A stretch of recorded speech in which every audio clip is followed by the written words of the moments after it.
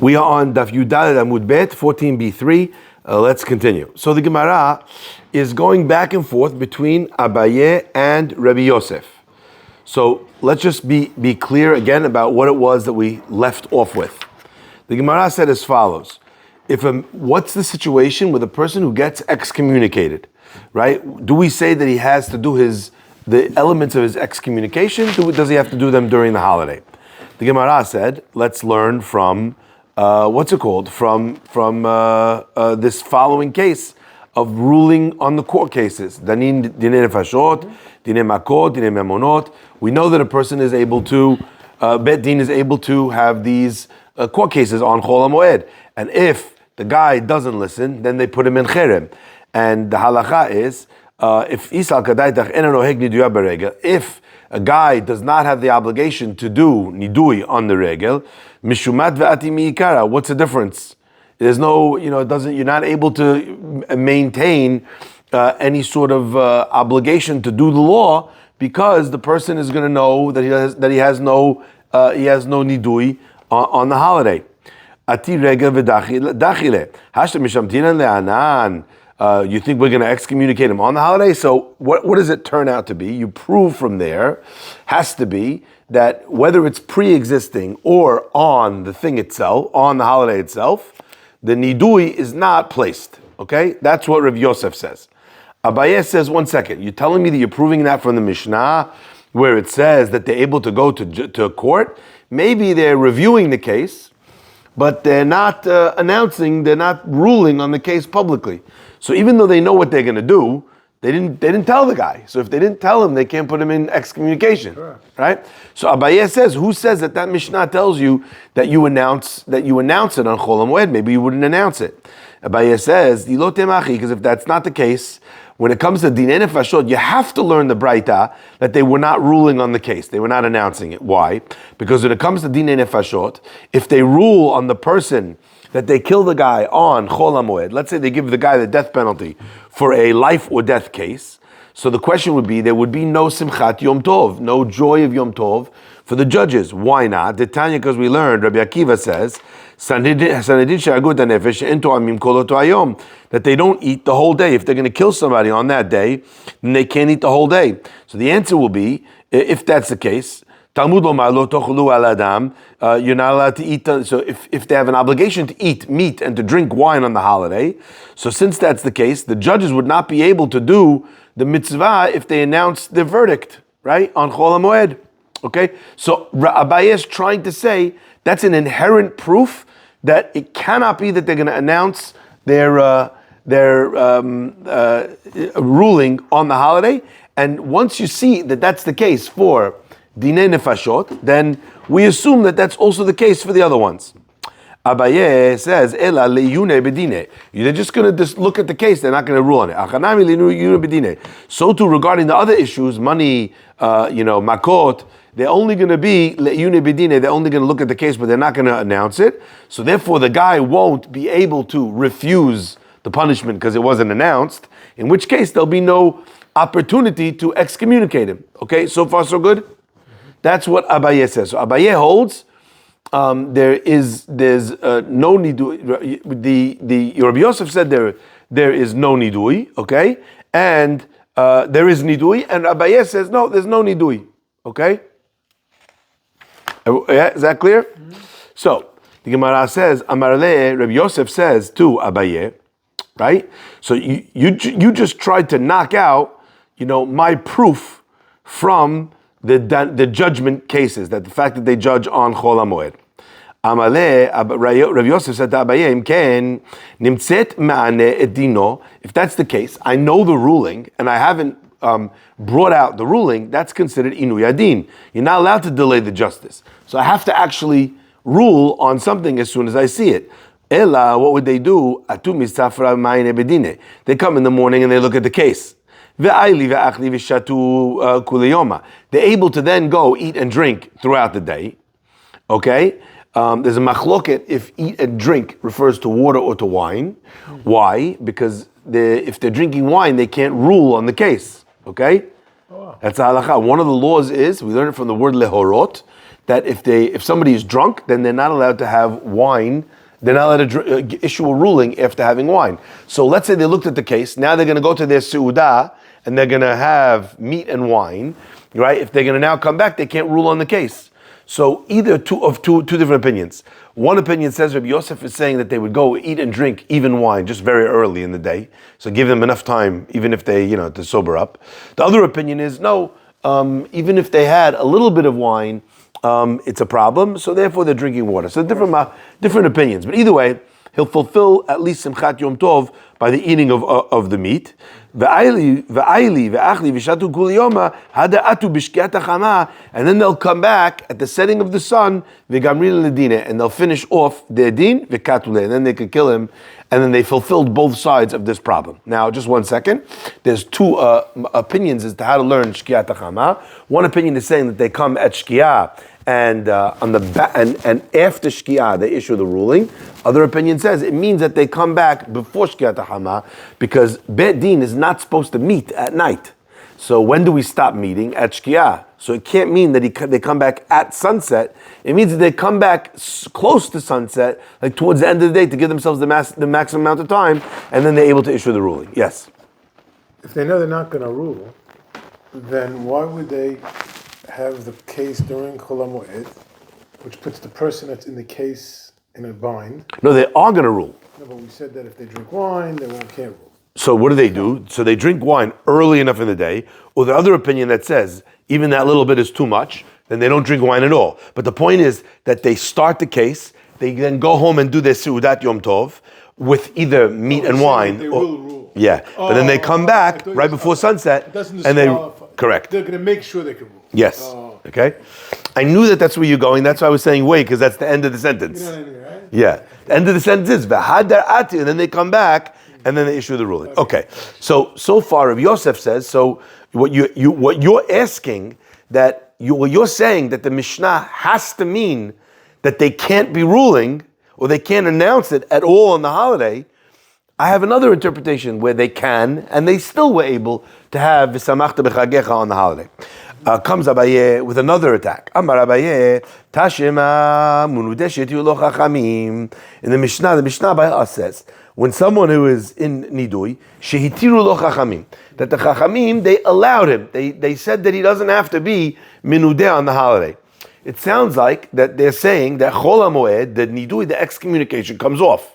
So Abaye was learning that the Mishnah meant that a person who's in excommunication comes the holiday, shehitiru lo chachamim, that the chachamim allowed on a holiday, they allowed him to not be in nidui. Why? Because a nidui is not appropriate on Chol HaMoed. That's how Abaye read it. So he says, what do you see from the Mishnah? You see that automatically Chol HaMoed releases him from excommunication. Rav Yosef says back, from the decree of excommunication or from the process? From the issues, like the shaving, the washing, it said the washing up, etc. Amale, Rav Yosef, Amar Rava said to Abaye, what are you talking about? Mikatani shehitiruhu chachamim. The way you're saying it is that when a person is excommunicated, the chachamim allowed it because it was chol hamoed. Shehitiruhu chachamim. That's if you were correct. That every case of a nidui is allowed on chol hamoed because the minute it hits chol hamoed, he's no longer niduyable because it's a happy time and we want him to be able to shave, and therefore he's allowed to shave because he wasn't allowed to right up until the holiday. He was honest on shaving before the holiday, she'd be allowed to shave on Chol HaMoed. That's how you're reading the Mishnah, Abaye. Rava says, but then if that's correct, it should have said, Shehitiruhu chachamim, that the chachamim allowed his nidui. What does it actually say? Shehitiru lo chachamim katani. It says a nidui, a person who is an excommunicated person, that the chachamim hitiru lo, that they undid his excommunication. We're talking about a case here which is not a blanket rule that all Chol HaMoed knocks out excommunication and its punishments, but rather that this is a guy who for some reason the Chachamim said, whatever nidui we put on you, we're taking it off. What's the case? The case would be the azil, that the person went ufaiseh lebal dineh. He went to the person who was calling him to the bed din that he didn't listen to, but he made up with him. He paid him off. he gave him a collateral, whatever the case was, he satisfied the guy who was calling him to Bet Din, who he then refused to come. He satisfied the reason for the nidui. So we took it off. Shehitiru lo chachamim. So Rava is basically saying, like of Yosef, that you have no proof from there that nidui excommunication goes off on Chol HaMoed automatically. Not for anything, but a guy's getting excommunicated. Yeah. He's worried about shaving. He's like already finished. This guy. No, it's all of the things No, that I'm are saying, but why would he even because consider these things? because all of the things that are making him miserable would be mutar. You're asking, he's so miserable. Why would he be worried about these things? These are the things that are making him miserable.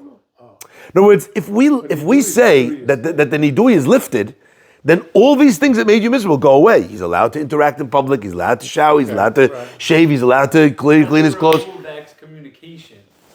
Sorry? It would remove the excommunication also? It would remove the negative aspects of the excommunication. That's what Abaye was saying. Okay? Rav Yosef says no. Abaye was saying maybe yes. And he's proving it from the Mishnah, because the Mishnah says, if a person is excommunicated, shehetiru chachamim, that you see that the chachamim allowed him on Chol HaMoed to shave. Rava says, no, you're reading it wrong. It's not that an excommunicated person is allowed to shave on Chol HaMoed. It's an excommunicated person, shehetiru lo chachamim, that the chachamim undid his excommunication because of the circumstances of his case. Oh, they undid it. So therefore, he's allowed to shave on Chol HaMoed. Back in action. Why? Why do you have to tell it to me if we took off the excommunication? The answer is because no one else is allowed to shave today. But since it was on him before the holiday and only came off him on the holiday, it's like a guy that got out of jail. Yes. Okay? Right. Therefore, says the Gemara, Mitzorah, let's move on to the next bit in the Mishnah. What? Yes, very common. Are they allowed to live in the community? Very common. Do they live in the community or we sent them away? They, not like a Mitzorah, but yes, they weren't allowed to be, people weren't allowed to engage with them. But it's not like Mitzorah. It doesn't leave the three camps. You're allowed to be Knis? What? No, they would not. They would throw him out of the shul. That's one of the things that we still have left from Nidui. That if the guy doesn't give the get or he doesn't come up to Bet Din, then they print what's called a siruv. A siruv means that the guy's refusing to come to Bet Din. And then once there's a siruv, now you could already, this happens all the time. People tell me, this happens all the time. People come to me and they tell me, this guy didn't pay me back, this guy stole money from me, this guy whatever, and you know, we have to throw him out of the shul. I'm like, I'm not a judge, a jury, an executioner. I didn't hear the case. You came and told me that he stole money from you. Maybe you stole money from him. I don't know. It's not this. I'm not a Bet Din. I'm not a Bet Din. So you want me to act on something? No problem. Go to Bet Din, call him to Bet Din, tell me what Bet Din said, and then I'll try and enact that ruling. Or he said, like, he's not going to go to Bet Din. I'm like, perfect. No need. He doesn't come to Bet Din. Bet Din produces a siruv. You hang up the siruv in shul. That's what they used to do. Wow. Okay, this man is a sarvan. He's refusing to listen to Bet Din, cooperate, and come to Bet Din. At that point, we could already tell the guy, I'm not getting involved in your business deal. I don't know who's right or wrong. All I know is that you won't go to Bet Din, and therefore you can't be here. Wow. So that okay? Now, so we have it now. But the point is that this kind of thing happens all the time, that people have some form of a monetary dispute, and one of the rare things, one of the rare tools that they have at their disposal, outside of going to a secular court of law, is exactly this. Okay, says the Gemara, Mitzorah. The Mishnah says also a Mitzorah that when he comes to Chol HaMoed, he's able to get a shave. Ma'ushi yanhig tzarato beragel. What's the halacha? Does he consider himself on the holiday a regular Mitzorah? Does he do Mitzorah type things on Chol HaMoed or not? Or do we say that those halachot come off of him? Gemara says, Amar Abaye, Tashma, come and listen. Ve'anazir ve'mitzorah mitumato l'tarato, a nazir, and a mitzorah mitumato l'tarato. Someone who goes from his tumah to his tahara. Okay, so he's gone to the mikveh, and now he's tahor. So that person, says the Mishnah, is able to shave or wash clothing. Habi metumato, but if he's still in his days of tumah, so in other words, he hasn't finished the process to leave mitzorah or to leave nazirut, okay? It indicates, nahig, that during that time, he still does, right? He still does all the laws of mitzorah, okay? Since it put in the words, mitumato letaharato, I understand that it's only a mitzorah that becomes tahor that this halakha applies to. But if he was just a regular mitzorah, then we would not say, oh, it's chol hamoed, let's just let him off the hook from all of his restrictions as a mitzorah. The Gemara says, no, lo mibayek amar. You're telling me that a regular mitzorah is not good, is not free, is not allowed to shave. Why? Because it says a mitzorah that has gone from his tum'ah to his tahara, indicating that if he's in his tum'ah, he's still in, okay? The answer, the Gemara says, no, maybe that's not what the Mishnah means. Maybe the Mishnah means, lo mibayek amar. Well, lo mibayek means not only this, but even this. What does that mean? Lo mibayek tumato de lo nahig. It's not a question that in the days of tum'ah, lo nahig, he does not do the, what's it called, the restrictions. Aval letaharato, I would think that once he's tahor, now he's no longer a mitzorah. The guy is already pure. Nigzor, one second, we're mid-sentence. Nigzor shema yashhe korbanotav. Let's make a gezerah that we're worried that he's going to push off his sacrifice. Why? When normally, when does a person get all this stuff done? Get the haircut, get everything. Right. When he does the korban. He's tahor already. When he's tahor, but also when he does the korban. Prior to If you're gonna let him cut his hair now before he brings his korban, maybe he's not rushing to bring his korban anymore on time, because we had a built-in thing which caused him to want to bring his korban on time. What was it? The lifting of the restrictions. Right. Okay, so I might have thought maybe the Mishnah means if he's tameh, which anyway he can't bring a korban, we let him cut his hair because it supersedes the laws of tzarat. Yeah. But if he's tahor, I might have thought that we introduced a new gzerah, a gzerah that says don't let him cut it even though he just became tahor. So the guy's tameh, all of a sudden, Monday is chol hamoed, Tuesday he becomes tahor. I would say on Monday he's allowed to shave. On Tuesday he's not allowed to shave. On the days of tahara. Why?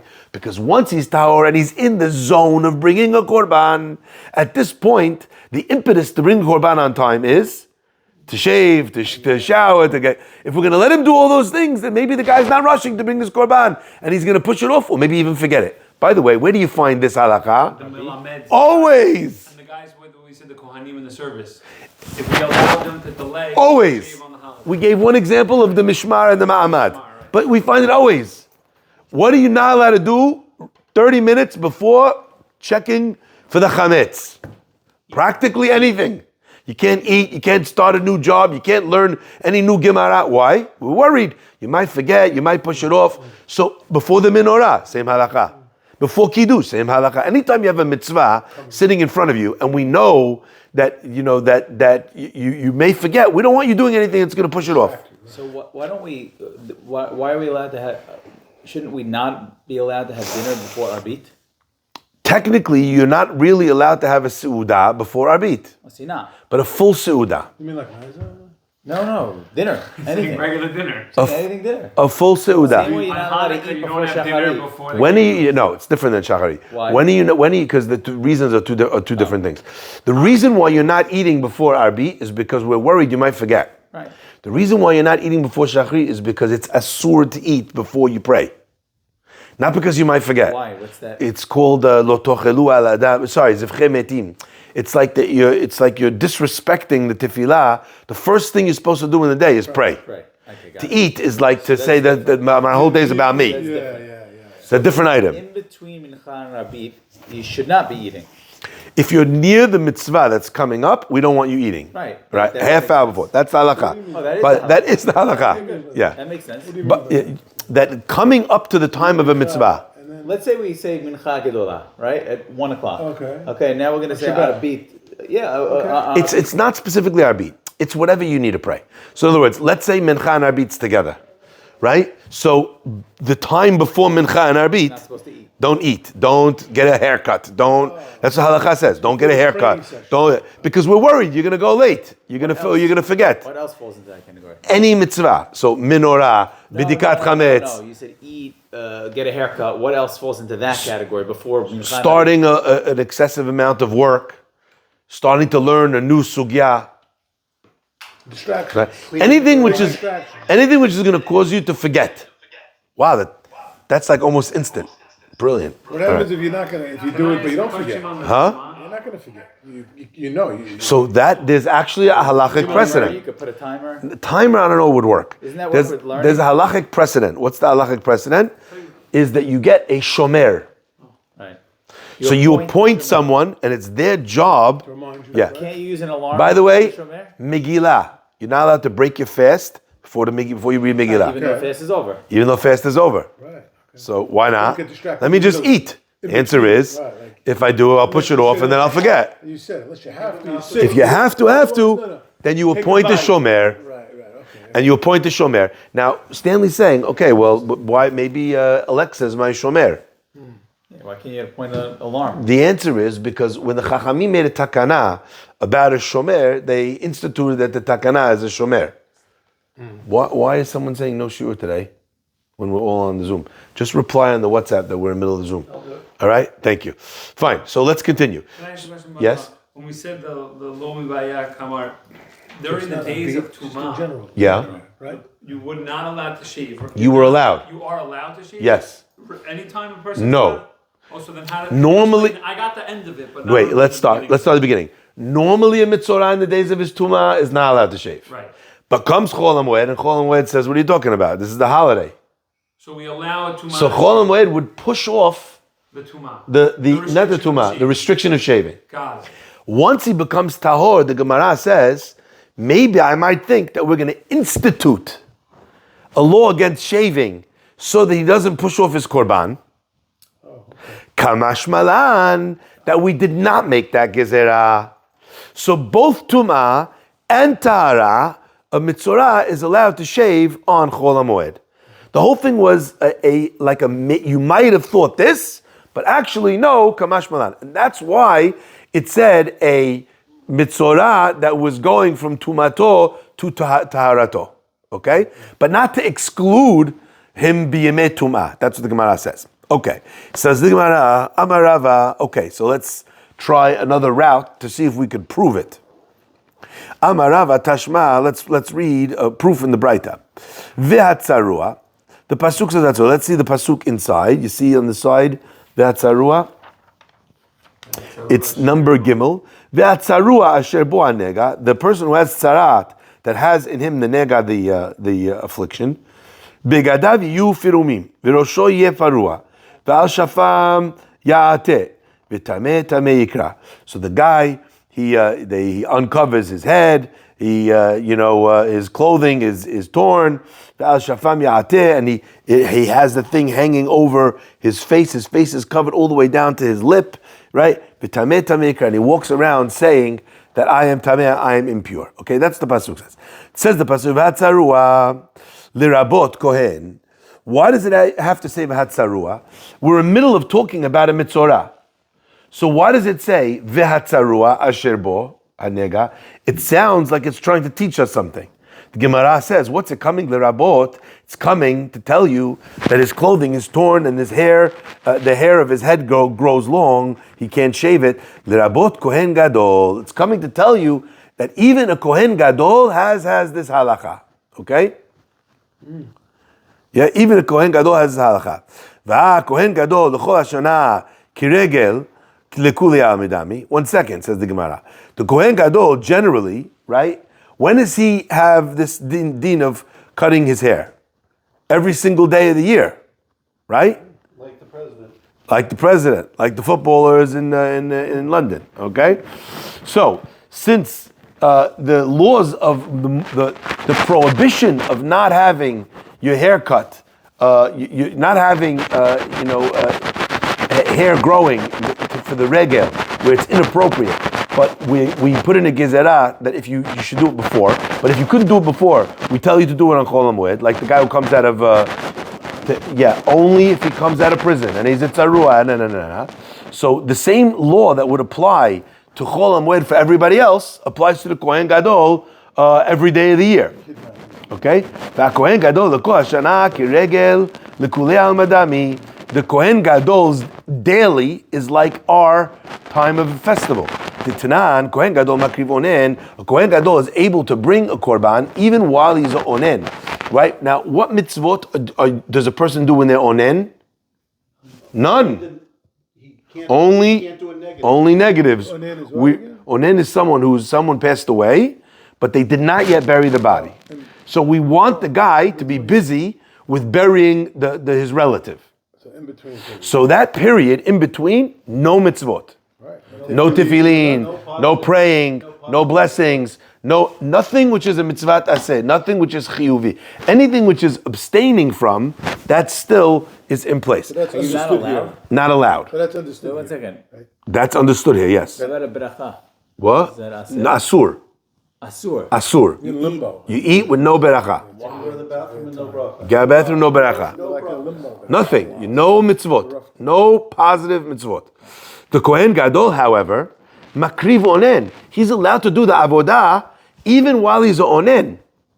His status as a Kohen Gadol allows him to operate even as in the state of an onen. Ve'en ochel, but even though he's a onen, he doesn't eat from the korban, which is usually the domain of the Kohen to do on a korban that he brings. He eats. Shma mina, what do you see from this?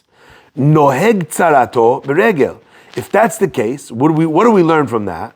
That when a mitzorah on Chol HaMoed, with regards to Chol HaMoed, has the same restrictions that we had on his tzarat. Shma mina, we do see a proof from that. Now, before we take any questions, I want to go over exactly this proof. Okay, let's see, because Rashi explains it very, very clearly, step by step. Says the Gemara, L'rabot Kohen Gadol shenoheg bo tzarat. So a Kohen Gadol also has tzarat. He's also included in the story of Kohen Gadol. Okay, now a Kohen Gadol we know. HaKohen Gadol kosher lideh kiregel kuli almadami. The Tanan we learned Kohen Gadol makriv onen mida'amar lo Aharon leMoshe. Where do we learn that halacha? From the fact that Aaron says to Moshe, after the death of Nadav and Avihu, he says va'achalti chatat hayom ve'lo amar leMoshe ve'hikravti michlal dehakrava ba'aninut. We learn from here that Aharon was saying to Moshe, did I eat from the korban? But he didn't say, in other words, which he shouldn't have. He said, did I eat from the korban? He didn't say that. He said that. But what he didn't say is, was I makriv the korban? Illustrating that the hakrava, the bringing of the sacrifice itself, as a Kohen Gadol, he was allowed to do. V'lo amar leMoshe v'hikrafti. Michlal dehakrava ba'aninut. We know from here that a Kohen Gadol is able to do bring a korban, even though he's in onen. V'lamadnu, and we learned the Kohen Gadol makriv onen, aval kule alma b'shar yimot hashana onen eno mishaleach korbenotav. Any other person, right? B'shar yimot hashana, any other day of the year, onen eno mishaleach korbenotav. K'dekamrin, and the command that we're going to say later. Shilamim azman shu shalem. When does a person bring shilamim? In a time when he's whole. When he's just lost somebody, he's not whole. So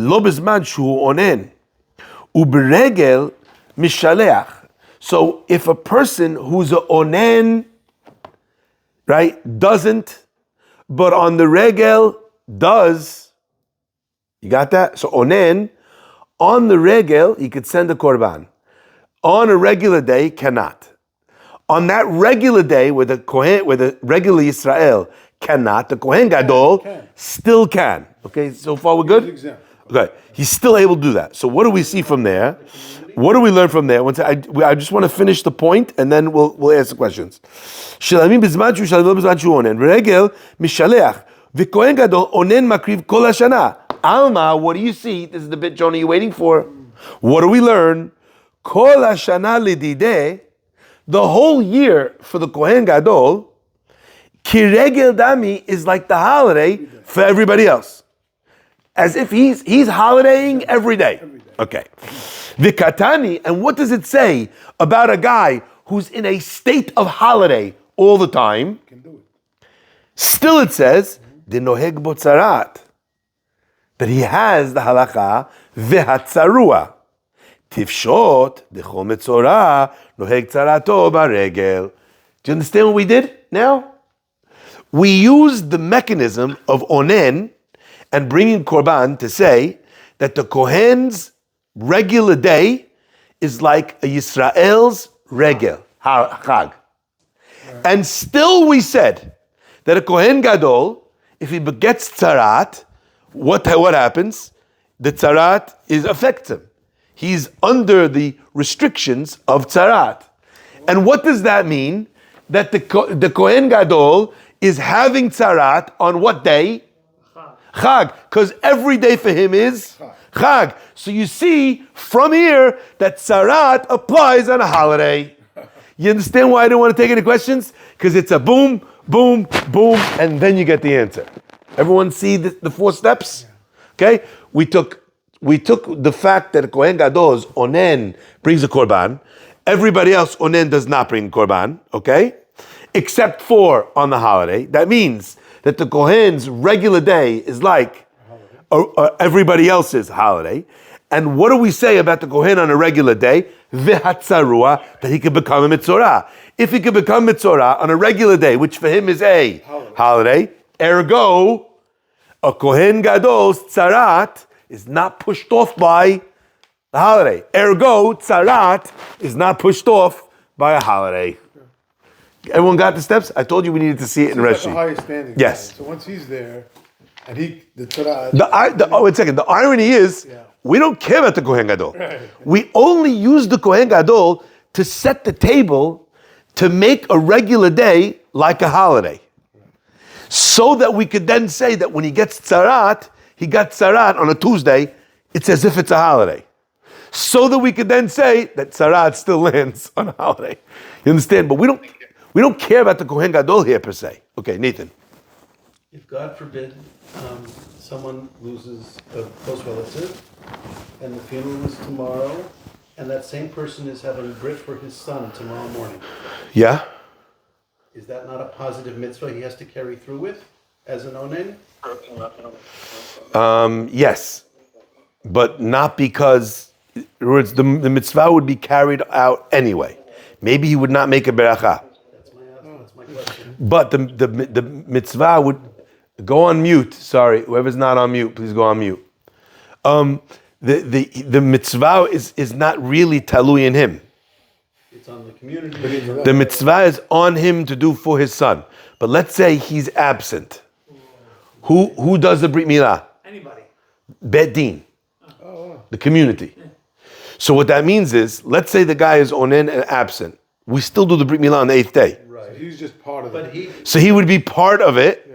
It's not because of him. Mitzvah to so it's not a mitzvah. I'm explaining that I'm dividing what happens from the mitzvah. Do you get the? And what about, so there's no bracha? But we've veered way off the path by now. Okay. Yeah. No, shechaneh on the Brit. No, I understand. I'm just saying, but this is not our sugya. He would make no berachot whatsoever.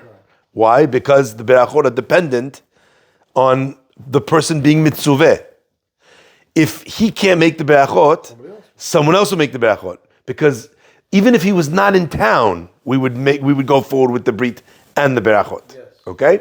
Is there any connection between the onen, I'm just separate, of burying the person ASAP because the onen can't do any mitzvot? Is there any connection to that That's the person? whole point. No, but The whole point of prohibiting him from doing mitzvot is so that the person should be buried as quickly as possible for the person with that's as much onen, kavod as possible. for the onen, not about the body, it's No, about it's the for the onen. body. No, for the body. We gave the onen these halachot so that the body will be taken care of and he won't be disturbed with doing other mitzvot. By the way, interesting halacha. Huh? Jerusalem. I know you're See what I'm confused. saying? Yes. Joey's confusing. asking. are you rushing so that the guy can get back to doing mitzvot? Yeah. Is that the? No. Oh, okay. I thought that was that. Is that a motivation whatsoever? So there's no delay Yes, but in no. burial. But that's not the the primary. reason why we The gotta bury primary him right away? motivation, Instant effect. it's called kavod, it's kavod Bury the amet. guy right away. Yeah. Not about. Just Okay, learn it's not there's on no the. delay at You know that what I'm point. saying? I knew what you were saying. If you allow them to do mitzvot, I didn't know if it was delaying connected. It's for the body. that Right. mitzvah. Right, By correct. not Happened to allowing be you on do it. any mitzvah, by If you not can't allowing bury you the to do guy, you anything, don't he have has to do bury that him. He has to do that mitzvah. I'm thinking what we just So that's what I'm saying. The whole point is that it becomes an impetus to make him do it correct We just and the right way. Right. But as an example, there's no mitzvah separately to get back to mitzvot as soon as possible. Okay. That's what Do you Joe understand that? Yeah, that's what I'm saying. So let's say for Body has whatever nothing to do with reason, making the guy right away, so he can't no, get in. no. Right now, I'm honest. It's just a I don't have an obligation. What Joey's saying is very interesting though, because you're kind of like lehavdil, but like you're kind of like a myth also. You can't do any mitzvot. You're living. You can't do any mitzvot. Correct. So you're incentivized to bury the guy as soon as possible. so you Right, can but get back but to action. incentivized but not obligated. What I'm saying is, when a person is Yeah. patur from Right. mitzvot, Incentivized and not. you Because of the can't time. give him an obligation to make himself unpatur. Yeah. Okay. Okay? Because that itself would be a mitzvah. Incentivized, but not. Yeah. Do you understand what I'm saying? That itself would be a mitzvah. But isn't burying the dead in The obligation to rush would be a To mitzvah. do it as soon as possible. Yeah. You see, body the will- logic is circular. Okay, Okay? absolutely. Now, one second. What's very interesting is there are times when it's not so clear what the halakha would be. Let's say someone's flying to Israel back in the day. Thinking that. The body is underneath the plane. No phone calls, nothing to do, 12 hours on the plane to Israel. Study. Can I learn Torah? Can I put on tefillin? No. Everybody says onen. I spoke to at least one dayan that said, why? Why should you be onen? There's nothing else you There's can do. nothing you could do. Well, also, is You can write your Bitul's man the eulogy. negative? You can write your eulogy. Forget the negative. Forget Write it. your eulogy. You're coming up with a reason why I have something to do. My question is predicated on the fact that I have nothing to do. So in other words, yes, I can make up different things to do. But assuming I didn't have something to do, I wrote my eulogy already, let's say. There's nothing to do. There's nothing to do. I'm sitting on the plane now. I have to watch movies? No.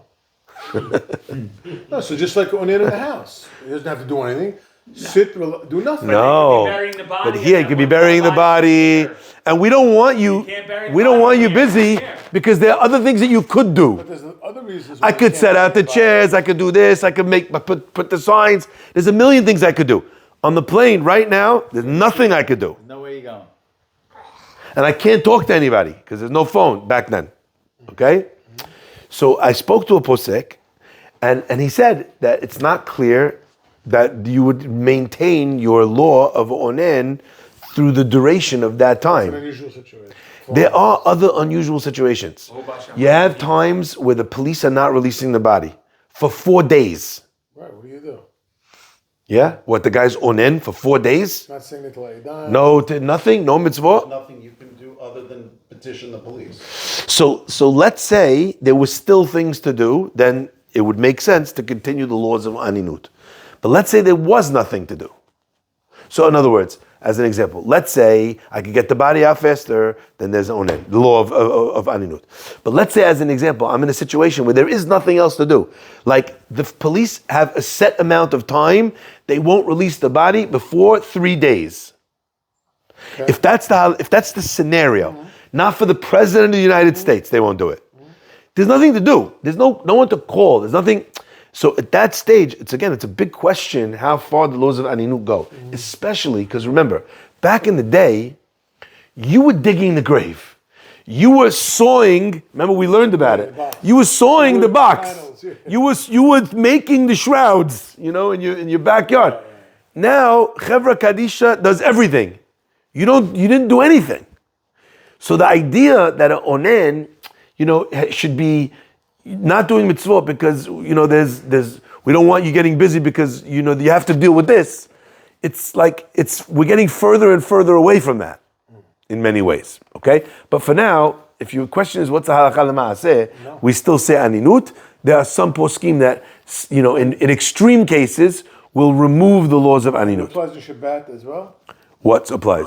Aninut? There's no difference. Okay. Because if a body you have to watch the body from Shabbat morning Yeah. in the house, and the Shabbat, Yeah. no mitzvah. Again, Well, you can't break Shabbat. No. we're so far off piece now. Let's come back. Okay. But I have, by the way, you should just know in general, Rabbi Haber, Alav Shalom, he did the most wonderful job. I always talk about what a job he did and what a gift it was to the community. All right, let's continue. So we're up to Shema Mina. Aval asur b'tisporet, says the Gemara. Avel, a person who's avel asur b'tisporet is not allowed to cut his hair. How do we know that? Where did that law come from? That a person who's a mourner can't cut their hair. Because the pasuk says to the sons of Aaron, Roshechem al tifrau, right? Do not leave your heads unshorn. That's a double negative. Do not leave your hair uncut. Who did the Torah say that to? To the Kohanim who had just lost their brothers. Okay? Michlal, if God needed to say to the Kohanim, don't let your hair grow because your brothers just died, don't do that. Michlal, we see that to anyone that's not a Kohen, who has this special dispensation from Hashem, because they're going to be working in the Beit HaMikdash, Michlal, de kuli alma, asur, that for any other person, or in other words, in any other normal scenario, it would be asur to cut. So we're learning from the commandment that God said to the Kohanim, make sure you cut your hair, that everybody else cannot cut your hair. Okay? Says the Gemara, minudim umitzoraim, a person who is minudeh and mitzorah, a person nidui and tzarat. Ma'en b'tisport. What's the halacha with regards to cutting the hair? Are they also obligated to not cut the hair? Tashma, the Gemara says, so it's funny, because we've already been dealing with all of this up until now. Yeah. Now the Gemara is asking, is that the halacha? So sometimes the Gemara does that because we're learning about the restrictions as a general rule, and now it's going to dial in and say, what about this for this, and what about that for that? Okay. Tashma, let's learn. Someone who's minudeh u'mitzorah, they're not allowed to cut their hair or to wash their clothing. Minudeh shemet, a person who was minudeh, but then he dies. Beit din soklin et arono. The Beit din, they throw stones at his coffin. Rabbi Yehuda Omer, if he died before they removed the ban. Rabbi Yehuda Omer, lo sheyamidu alav gal avanim ki galo shel achan. We don't mean that they pile up, just stone to the point where there's just a giant heap of stones, like by the situation of Achan. What was Achan? Achan was the person who, in the war of Yehoshua against the land of Israel, when they came to Israel, so in the war against in Ai, so they made a neder that they weren't going to take anything from the spoils, and Achan went ahead and took. And there was a whole problem, and the Jewish people were punished, and they had to figure out who it was, until in the end they figured out that it was Achan, and that's what they did. Ela, what does it mean? Beit din sends someone, they have a court clerk, and he comes and he puts a big stone on the aron. Bedin sochlin et arono. We learn from here that Bedin, they stone his coffin. What does it mean, says Rabbi Yehuda? Not a pile of stones on top of the guy where he's buried, but rather they put a stone on because the whole point of the nidui was to make people understand that this person's behavior was incorrect and not the right thing to do. I thought he was the shomer. Nothing to do with Chol Hamoed. Okay, I thought he was the shomer. Who was? nothing to do with Chol Hamoed. Huh? It doesn't embarrass the Mets. That's the point. The point is that it should be embarrassing for the Met. Why? Because that's his kapara. That's the kapara. He didn't solve the niduyav. He went down and he didn't solve. He didn't take care of his problem. So the shame comes along with him, but it also becomes. But also becomes a kapara. Yes, but the family is willing to go through with it so that his neshama will have a kapara in his last moments. Why do they put rocks on a grave now? That's a whole different item. That the rocks that they put on the what's it called? The rocks that they put on the grave now is about